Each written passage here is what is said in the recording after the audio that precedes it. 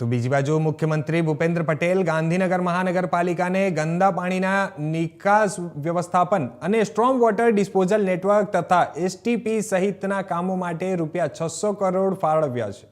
આ મહત્વપૂર્ણ નિર્ણય બદલ મુખ્યમંત્રી ભૂપેન્દ્ર પટેલનો મેયર મીરાબેન પટેલે આભાર વ્યક્ત કર્યો અને આ નિર્ણયથી ગાંધીનગર મહાનગરપાલિકામાં નવા સમાવિષ્ટ વિસ્તારોમાં ડ્રેનેજ વોટર ટ્રીટમેન્ટની વધુ સારી સુવિધાઓ મળશે તેમજ ગટરનું ગંદુ પાણી વરસાદી પાણી નિકાલના કામો સહિતના વિવિધ સમસ્યાઓમાંથી મુક્તિ મળશે।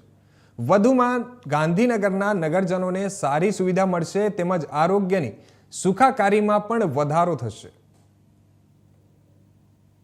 કાલના કામો સહિત નમસ્કાર।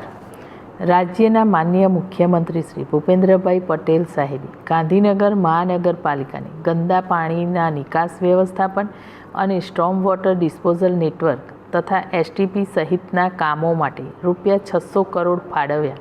આ મહત્વપૂર્ણ નિર્ણય બદલ માનનીય મુખ્યમંત્રી શ્રી ભૂપેન્દ્રભાઈ પટેલ સાહેબનો ખૂબ ખૂબ આભાર વ્યક્ત કરું છું।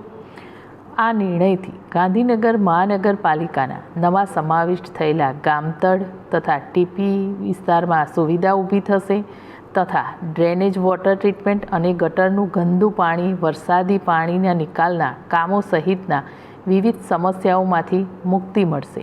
આ ઉપરાંત ગાંધીનગરના નગરજનોને સારી સુવિધા મળશે તેમજ આરોગ્યની સુખાકારીમાં પણ વધારો થશે। નમસ્કાર।